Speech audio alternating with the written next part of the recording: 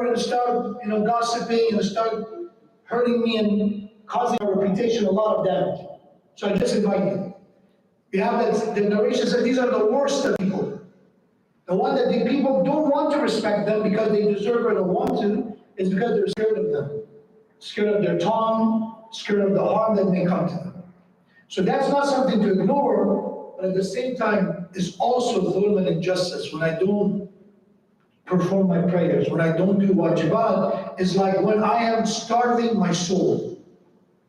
How can we, when we see the starvation in Gaza, when we see the injustice and dhulm, how is that something that there is no need for us to think too much about it, that this is wrong, this is unacceptable. From every angle, if you look at it, this is unacceptable, cruel, inhuman. Why? Because children, women, men are starved to death. They don't even forget about starvation. If they go for water, if they're standing in line, they don't feel safe. They're being attacked, they're being killed. Same as when the soul is being malnourished. Allah said, through my remembrance, your soul finds peace.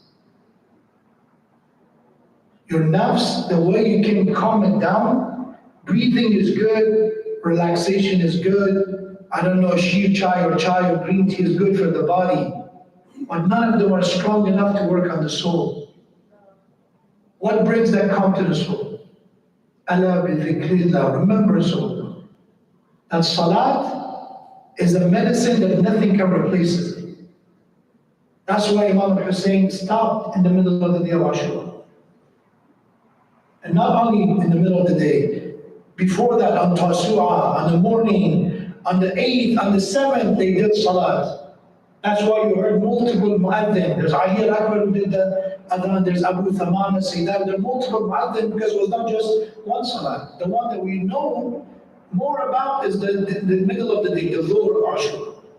But Imam did the other salat. That's why even when Hur stopped Imam Hussein, intercepted his path, Imam still did the salat. And what Hur did? He asked his soldiers and army to join Imam in Jama'at. They followed the Imam in congregation.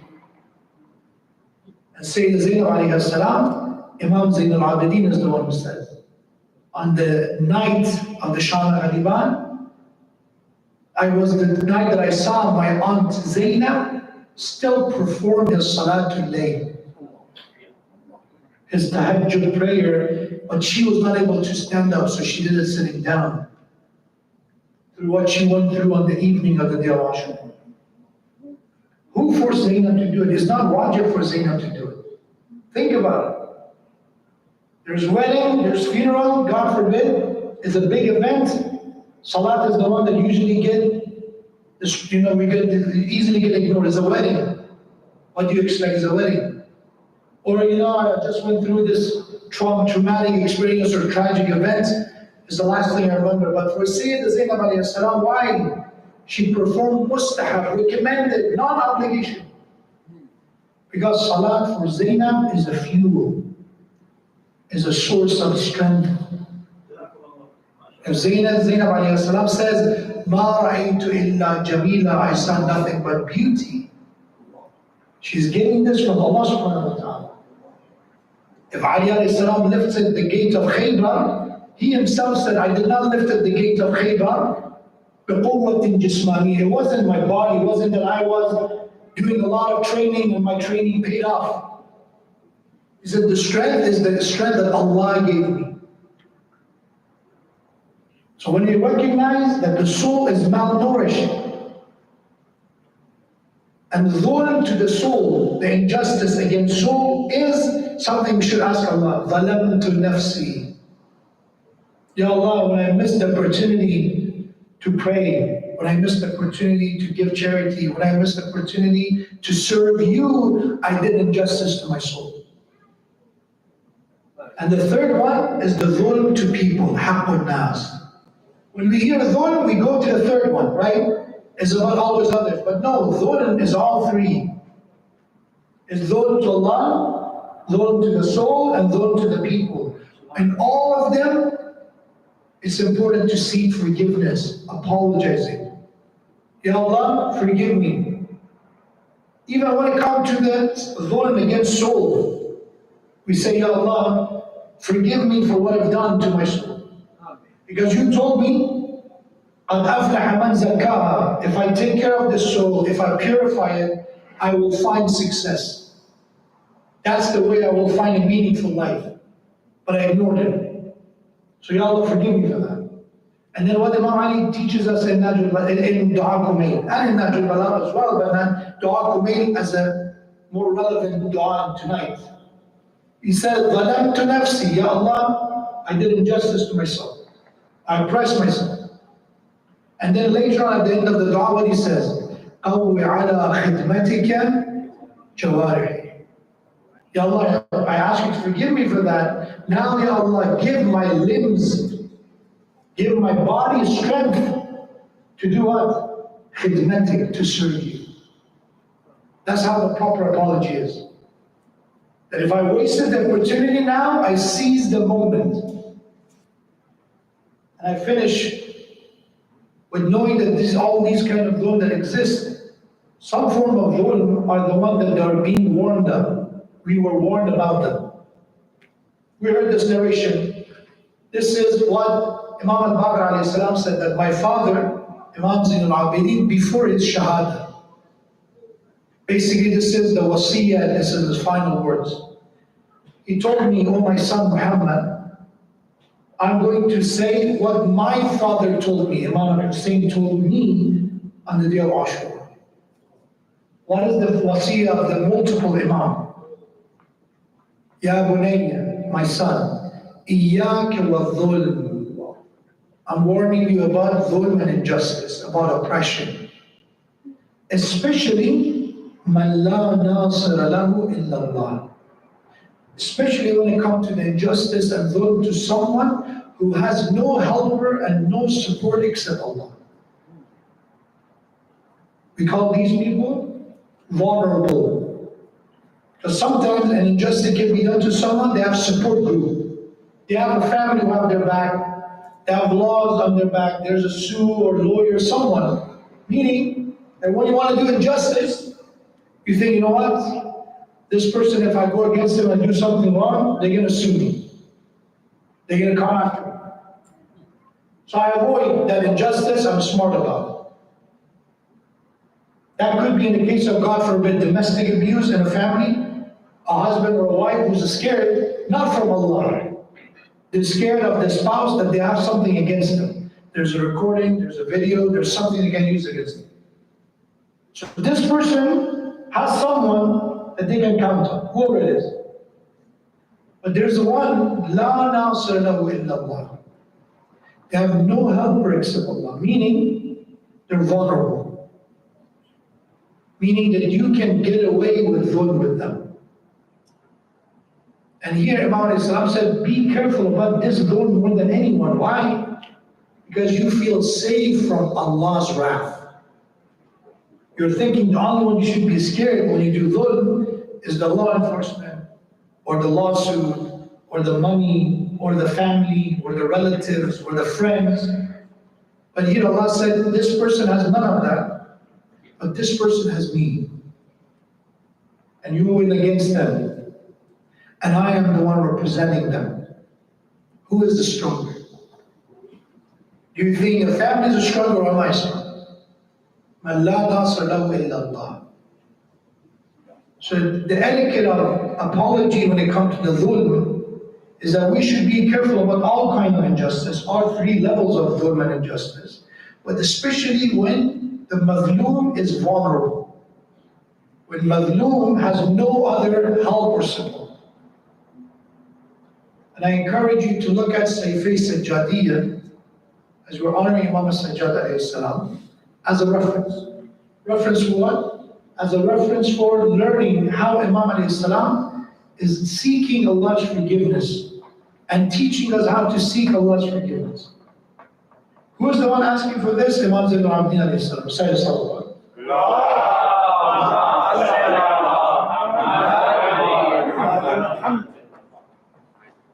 When you read about the life and the legacy of this Imam, and what he went through, We can say that the time that you become an imam, if it's not more difficult even at the time of Imam Ali alayhi salam, it's not less. Why? As Imam Ali alayhi salam become an imam, after the Rasulullah's departure, there was Saqifa, there was all that. But Rasulullah made the announcement in Hadith and many other occasions about the Imamat of Imam Ali alayhi salam. But when is the Imamat of Imam Sajjad's beginning? Is when they start burning down the tents. It's Sham al-Ghariban.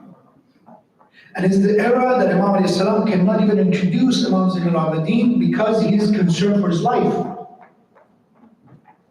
Bani Umayyah, they thought they killed the next Imam. Who was he? Ali al-Akbar. They were happy. Not only we killed Hussein alayhi salam, we killed the next Imam.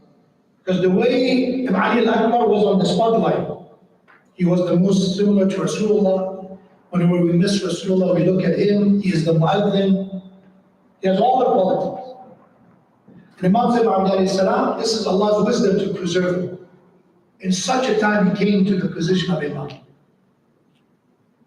And through all that suffering, through all that tragedy, how he is able to pass down a gem, something so invaluable as Sayf al-Sajjadiyya, which was, by the way, Sayf al-Sajjadiyya was kind of not known, unknown until 100 years later. Why? Because to be called Alawi was a crime. When we talk about dhulm that was happening, there's some kind of dhulm that I call them unintentional dhulm, right? For example, I've heard it in many of our poetries. We talk about the Kufans are the one that they betrayed Imam Hussein alayhi salam, right? And another thing is that they were the one who were the Shia of Imam Hussein. This is dhulm and injustice. How? Because the Kufa that we talk about, Muawiyah, what he did about Kufa after Shahadat Imam Ali alayhi salam, he made around 50,000 of the Shias of the Kufa to move away from, forced them to leave Kufa. Speaking of what we see in Gaza, forced moving them and relocation. And then he brought 50,000 Shami, people from Sham to live in Kufa. So we hear these names that they're Shami, they did not come from Sham in the day of Ashura. There were those who moved from Sham to Kufa by the order of Muawiyah. That was a plan by the father. And now they're the one joining the army of Umar ibn Sa'd. And one more thing to be aware of, these people, like Umar ibn Sa'd, Shibn ibn al-Jushan, Sanan ibn, these names, we can call them the villains, the wretched characters.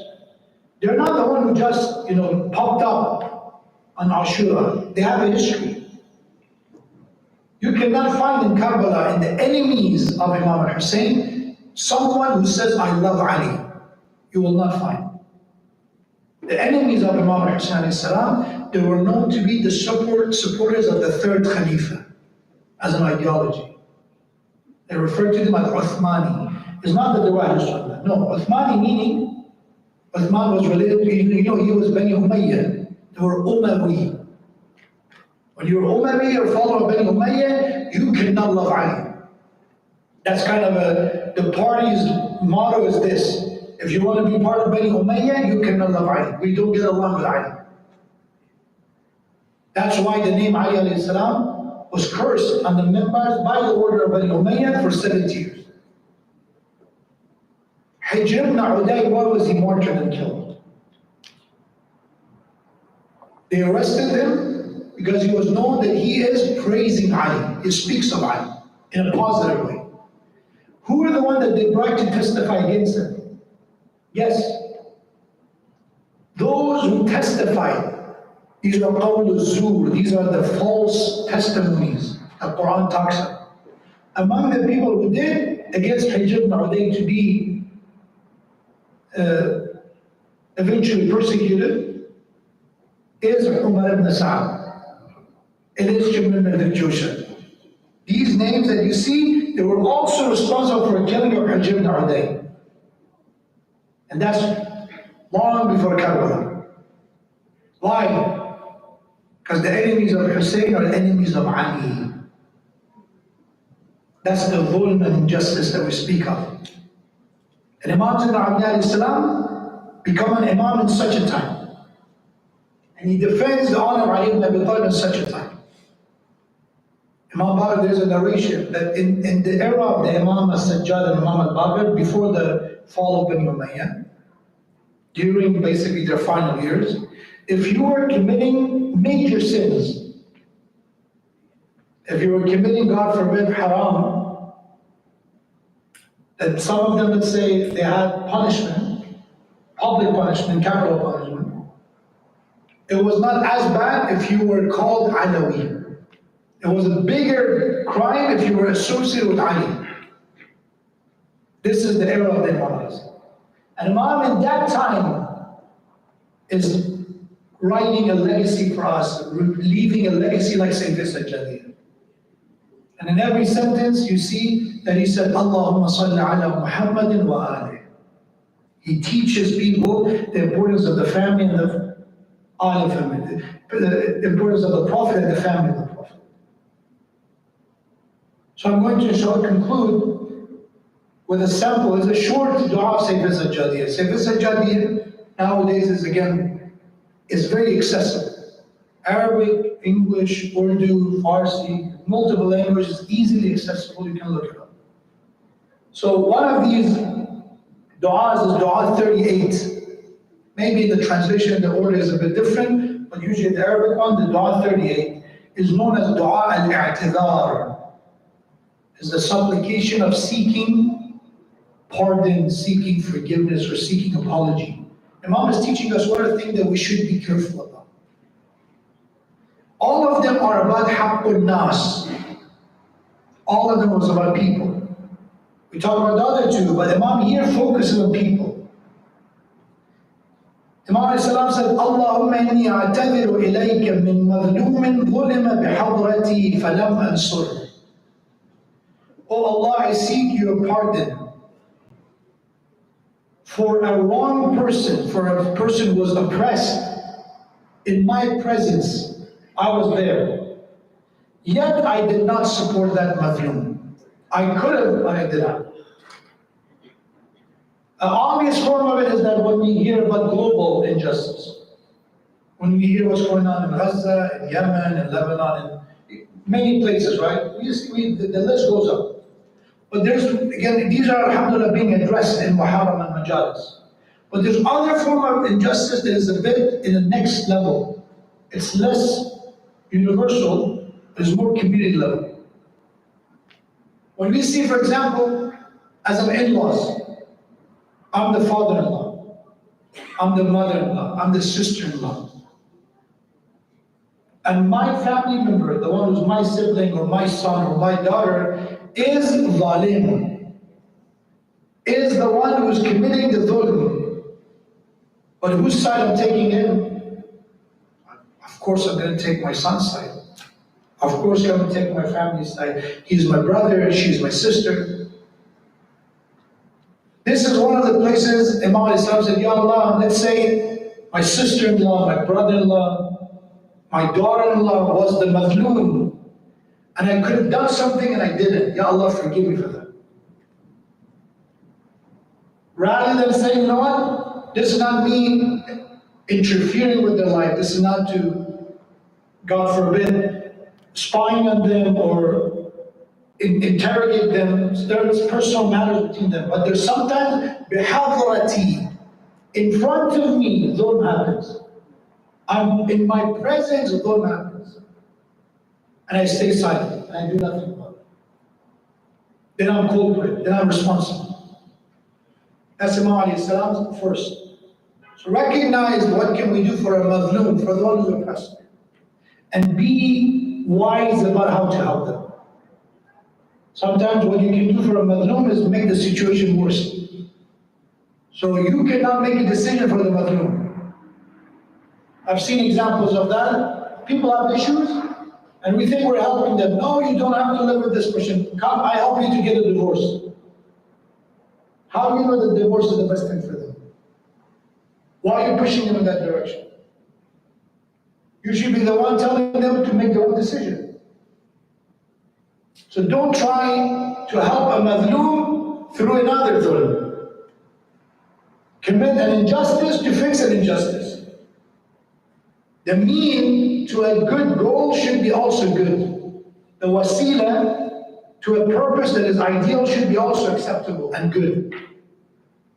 The second one, Allah says, وَمِن مَعْرُوفٍ أُسْدِيَ إِلَيَّ فَلَمْ أَشْكُرْهُ. Oh Allah, pardon me for a kindness shown to me. Yet I did not express gratitude. Yet I was not thankful. That's also a dhulm. That somebody did something, did me a favor, my teacher, my boss, my brother in faith, my family, my spouse, they did something for me. Yet, rather than showing gratitude and being thankful, I ignored them. This is another issue in our time, that we see people eventually regretting helping others. Yes, the ideal is we should do the right thing even if people don't say thank you. That's ideal. That's what Surah Al-Insan, that's what Ahlul Bayt alayhi salam did, right? Surah Al-Insan talks about this. That when they gave their food to the poor, to the needy, to the orphan, they said, إِنَّمَا نُطْعِمُكُمْ لِوَجْهِ اللَّهِ لَا نُرِيدُ مِنْكُمْ جَزَاءً وَلَا شُكُورًا. We did it for the sake of Allah. We don't expect thank you. We don't expect every appreciation. We don't want a reward from you. We did it for Allah. This is ideal. But in the average level, what we're being told in Islam, مَنْ لَمْ يَشْكُرِ الْمُنْعِمِ مِنَ الْمَخْلُوقِينَ لَمْ يَشْكُرِ الْخَالِقِ. Yes, the ultimate source is Allah. Well, ask yourself, who was the wasila? Who's the one who gave the blessings of Allah to you? The one who does not show gratitude to the creation, they will not be able to show gratitude to the Creator. So people has to be thankful. I don't expect it, but if somebody did me a favor, I should say thank you. I should make it a habit to say thank you. And here Imam said this is something you should ask Allah to forgive you. If somebody did you a favor, if somebody helped you, if somebody taught you something, and you didn't show gratitude. The worst of the worst is that when I see husband and wives, especially when I see families falling apart, which is a warning to all of us. The husband or wife, in both cases true. Especially those who married when they were not financially successful. They were very young, they got married. I see it especially among now older couples. We're talking about couples with children and grandchildren. What happened? Now, mashallah, after 20, 30 years of marriage, now they're successful. Now they have maybe 1 or 2 houses. They have some good, saving. They can travel, all that. Suddenly, this is boring. This is repetitive. I cannot really fly. I've seen excuses. You know what? I don't live forever. I should go and enjoy myself. These kind of nonsense. Baba, when you were nobody, your wife stood by your side. When you had nothing, this wife moved with you from one country to another, from one city to another.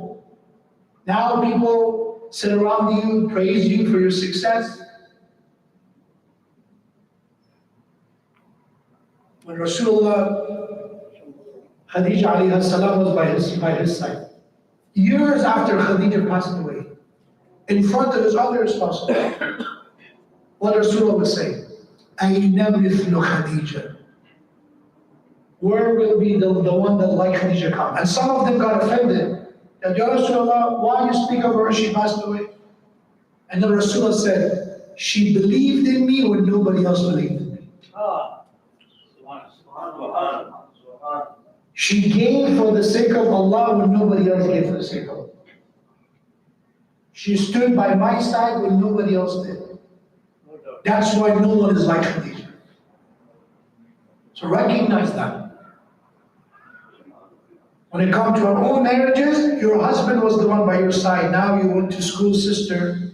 Now you have a job. God forbid if I say, you know what? Now I make my own money. I don't need a husband.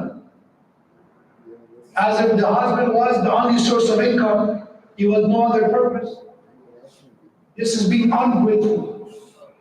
That somebody who did you a kindness, did you a favor. And rather than being thankful, Ya Allah, ignore them. I made him regret that kindness that they've done. That's why Quran says even to the children, and ishkur li. That's what Quran says. You have to show, you have to be shakir. You have to be grateful and thankful to me, wali walidayka, and to your parents. That's how important it is. Then after shukr to Allah, Allah said you have to be thankful to your parents.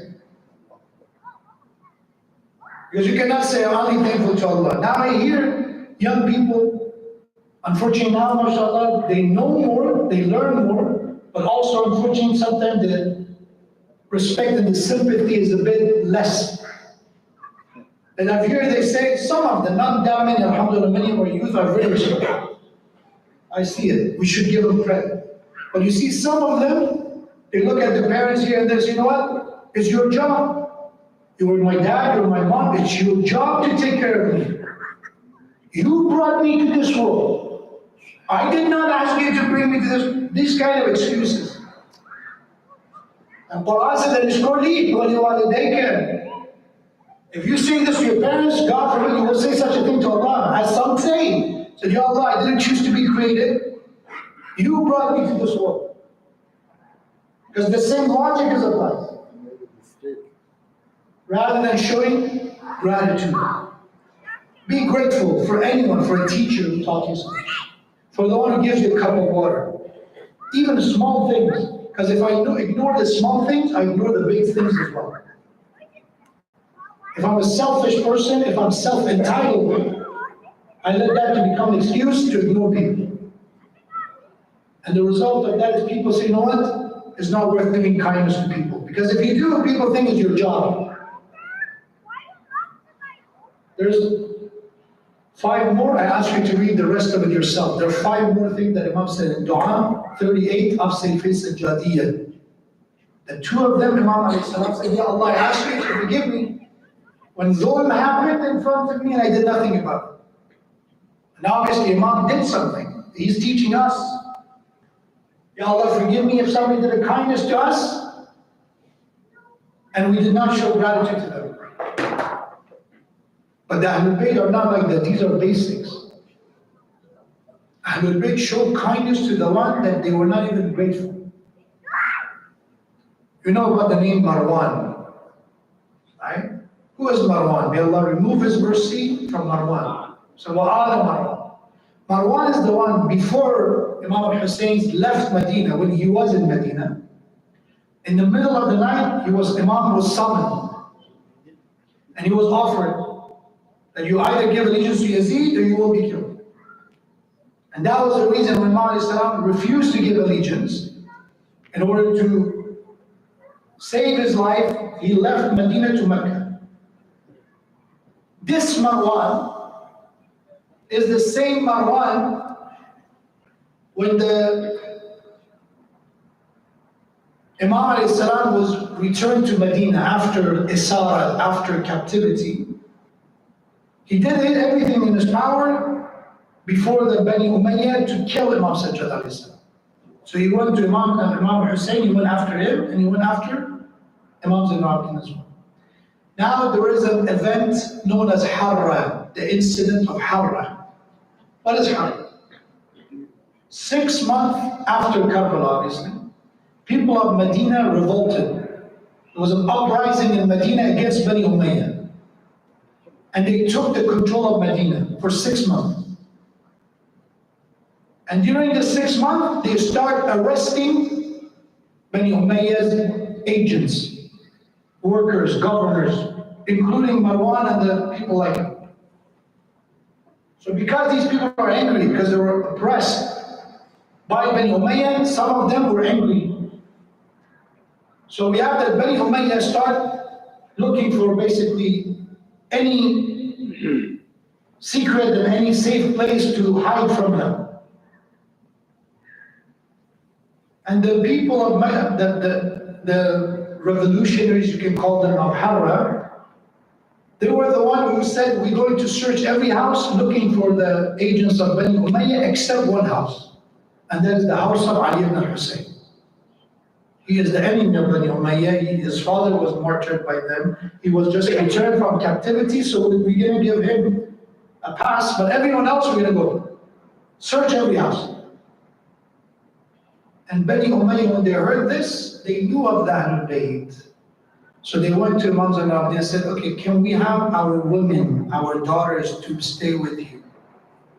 Because these people are angry, maybe they desecrate or disrespect or come after our family. And these are the Ahlul Bayt, we call them Ahlul Karam. These are the ones, La nuridu minkum jaza'an wa la shukura family. They don't expect appreciation. They don't do kindness because they expect something in return.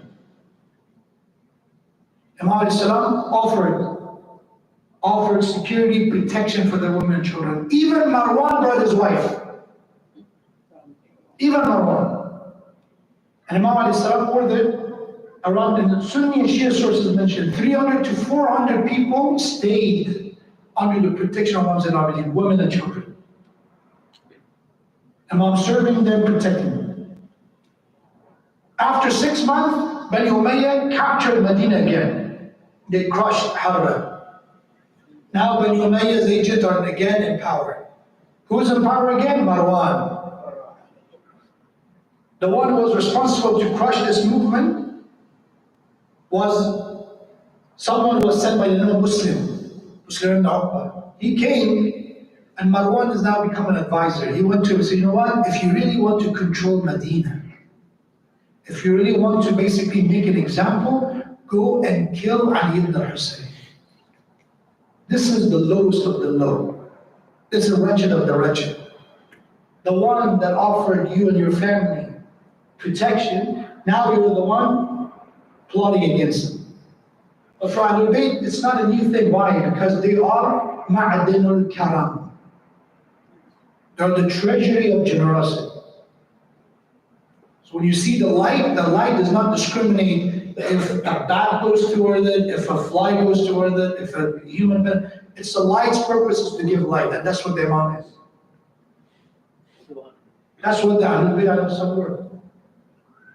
It's not that, oh, this person deserves my generosity. It's not about deserving.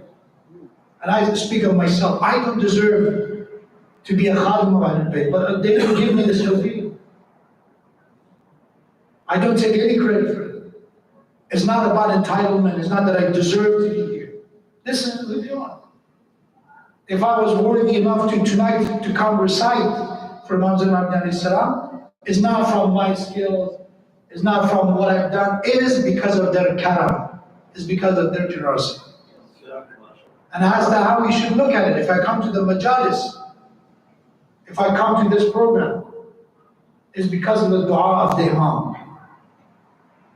Look at Sayyid Sajjad, the Imam made dua for all the Muslimin, for all the believers. Not that they deserved it. They taught us also to do the same thing. In Ramadan, what they ask us to make dua? Allahumma adkhil ala al-qubur as-surur. Allahumma agni kulla faqir. Ya Allah, to every poor, not that the one that they're good, not the nice one, not the generous one, to all of them. Why they're like this? Because they're hujjatullah. They're proofs of Allah. Allah appointed them. Is Allah look at His creation and discriminate? No. Bismillah ar-Rahman ar-Rahim. Ar-Rahman means the beneficiary. Ar-Rahman is the one who's merciful. And this Rahman is to the believer and kafir. Allah said, if you believe in me or not, I'm Rahman. I still give you the rain, I still give you the health, I still give you life. It doesn't matter if you recognize me or not. This is who Allah is. This is how merciful He is. Even when the one said, Ya Allah, I don't believe in you, God forbid. Allah doesn't say, you know what? I'm going to take away life from you right away. You're the one I'm going to deprive you. No, any ni'mah and blessing in this dunya, I give it to you as well. And this is what they are. They are representatives, they're Khalifatullah. They're a representative of Allah. So who are they going to represent? Allah. If Allah is that way, the Imam who is the representative of Allah will be the same way toward people. And we ask Allah that our Imam, the Imam of our time, be the one who make dua for us, to make dua for our children. There's a beautiful dua in Sayyid Sajjada. Read it. I have to read it more. I'm guilty of it as well. We get distracted by other books and other titles. And Sayyid Sajjadi is the one that we rarely make it a habit to us to have a schedule to go back to it quite often. And then one of the phrases of the dua in Sayyid Sajjadi, when Imam said, Ya Allah, grant me these barakah, these blessings, these qualities, merits, then Imam adds something. He said, Allahumma salli ala Muhammad wa alayhi. Ya Allah, send blessing upon the Prophet and his family. And then he said, Ya Allah, give what I ask you for myself and my children to all the mu'mineen. So Ya Allah, I just ask you for all this, for myself and my children. Ya Allah, now I'm asking the same thing that I asked for myself for all the mu'mineen. Meaning that Imam included me and you in his du'as 1400 years ago. We were included in his du'as. And what a barakah and blessing is to be included in a dua of Hujjatullah.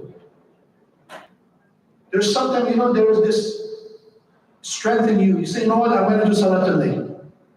Something, there shines in you, say, you know what, I'm going to go and attend this majlis. What was that? Where did that motivation come from? Especially the one that we feel we did nothing for it. As if an invisible hand is pushing us. Believe in it that Allah subhanahu wa ta'ala answered the dua of an imam, of a parent, of a mu'min who made a dua for you. And that becomes that push, become that guide. It will become that sign. And how generous the imams were and what they've done in return to them. This is the dhulm. When you say, Man la nasir lahu illallah, this is what Imam Zain al-Abidin and what the children of Imam al-Hussein and what the family of Imam al-Hussein went through after Karbala. Sallallahu alayka ya Sayyidi wa ya Mawla ya Rasulallah ya Rahmatullah al-Wasi'ah. Sallallahu alayka ya Sayyidi wa ya Mawla ya Aba Abdullah ya laytana kunna ma'ak فنفوز والله فوزا عظيما. Let's for a moment remember the adornment of the worshipper Zain al-Abidin alayhi salam. When they asked Imam Zain al-Abidin alayhi salam, Ya Ibn Rasulullah, years after Karbala, you still cry when you see water. Even when you see a butcher slaughtering a sheep, you cry. When you see babies and infants, you cry. Isn't it the time that you stop remembering all the tragedies and put them all behind you? And Imam alayhi salam said, these are the companions, they're concerned for the Imam alayhi salam. Imam responded, O believers, have you heard the story of Ya'qub alayhi salam in the Quran? That how he was just separated from Yusuf. And his brothers brought him a bloody shirt. They brought their father the bloody shirt of Yusuf. And Ya'qub alayhi salam cried until he lost his eyesight. And nobody, and even Quran does not blame Yaqub for crying that much in separation from Yusuf. How do you want me to stop crying? How do you expect me to forget the day of Ashura? And in the span of a few hours, 17 members of Bani Hashim, one of them is Qamar of Bani Hashim, the moon of the Hashemites, one of them is Asim, the son of Hassan, one of them is Ali al-Akbar, the most similar to Rasulullah, one of them is my father, Abu Abdullah Hussein, that I saw them before my eyes, one by one. Not only they were martyred and killed, then they severed their head and they put them in spears in front of me. And then they showcased us from one city to another. And then they brought us with the women and children. They brought my aunt Zainab and Kulthum. When they were in chains and shackles, they paraded us in the city of Kufa. And then they brought us to the city of Sham. How do you expect us to forget when they brought us to the gate of ours, the Sa'ad gate, and they made us wait for a while. When my aunt Zainab, he asked the soldiers, can you take us from a gate that there are less people? And may Allah remove His mercy from them. They did the exact opposite. They brought us and entered us from the gate that was the most busy and populated. And when they entered us in the city of Sham, we have the people were celebrating, they were dancing, they were laughing, and they were clapping. And all of them, they were looking at us, they were calling us Khariji. They were calling us the one who loved the religion of Islam, the religion of our grandfather. And Imam Sajjad alayhi salam, as he was walking the streets of Sham, how is a very short walk if you've been to Ziyarah. There's not a very long walk from the gate of Sa'ad to the courtyard of Yazid. But I don't know what they've done to them, that it took them hours. They entered in the morning, by the evening they arrived. And in one of the encounters, a man, a Shami, an old man, approached Imam Zain al-Abidin, and he started cursing Imam alayhi salam. After he finished, Imam al-Sajjad looked at him and said, "Oh man, have you recited Quran?" He said, "Of course, I am a Muslim, I recited Quran. You're the one who are Khariji, you're the one who left Islam." And Imam said, "Oh man, if you recited Quran, you know this ayah, قُلْ لَا أَسْأَلُكُمْ عَلَيْهِ أَجْرًا إِلَّا الْمَوَدَّةَ فِي الْقُرْبَى." Have you recited the ayah, إِنَّمَا يُرِيدُ اللَّهُ لِيُذْهِبَ عَنْكُمُ الرِّجْسَ أَهْلَ الْبَيْتِ وَيُطَهِّرَكُمْ تَطْهِيرًا. Oh man, these verses about us.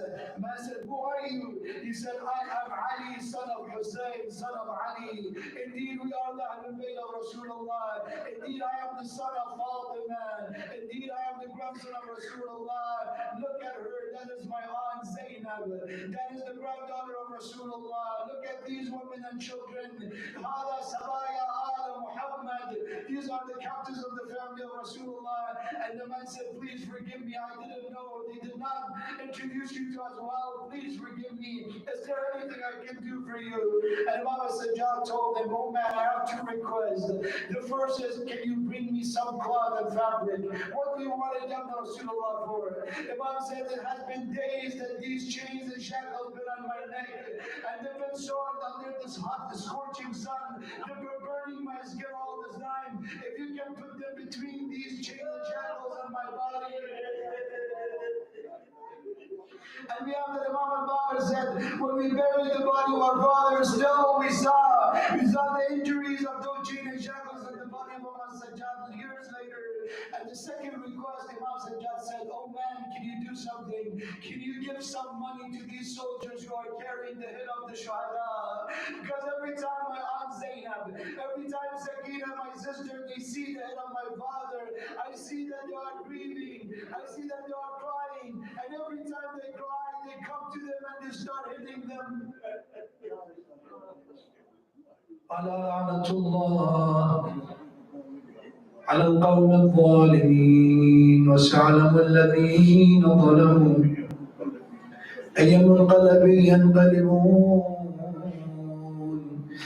إنا لله وإنا إليه راجعون. Ya Allah, by the honor of Imam al-Sajjad, hasten the return of Imam of our time, Imam Sahib Asr al-Zaman. Ya Allah, by the honor of Imam al-Sajjad, all the Madhumeen of the world, all the priests of the world, from Gaza to Lebanon to Yemen to Para Chinar,